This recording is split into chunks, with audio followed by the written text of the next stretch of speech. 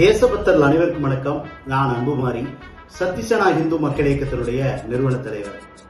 வருகின்ற 31ஆம் தேதி, அதாவது ஞாயிற்றுக்கிழமை அன்னைக்கு காலையில 10:30 மணி அளவில் கோரிக்கை முழக்கம் ஒரு ஆர்ப்பாட்டத்தை இயக்கத்தினுடைய சார்பாக அறிவிச்சிருக்கிறோம்.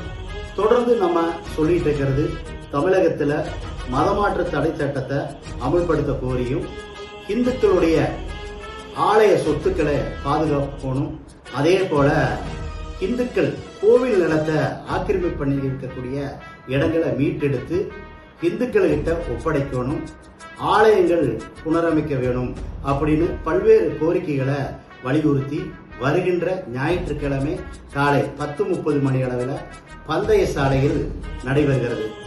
இதற்கு தேசபக்தர்களும் தெய்வ பக்தர்களும் பொதுமக்களா இருக்கக்கூடிய நீங்களும் அவசியமா இதுல கலந்து போகணும். தொடர்ந்து நாங்க சொல்றது, தமிழகம் முழுவதுமே மதமாற்ற தடை சட்டத்தை அமல்படுத்த சொல்றோம். ஏன் மதமாற்ற தடை சட்டத்தை அமல்படுத்தணும்னு சொல்றோம்னா, எந்த ஹிந்துவும் போய் எங்களுடைய மதத்துக்கு வாங்க அப்படின்னு யாரையுமே கூப்பிடல. ஆனா மற்றவங்க எங்கள் மதத்தில் இருக்கக்கூடிய சிறப்பு இப்படித்தான் அப்படின்னு சொல்லி இந்துக்கள் மத்தியில, அதாவது வறுமை கோட்டுக்கு கீழ் இருக்கக்கூடிய மக்களை மூளை செலவு பண்ணி நம்மளுடைய மக்களை மதமாற்றுவது ஒருபோதும் ஏற்றுக்கொள்ள முடியாது.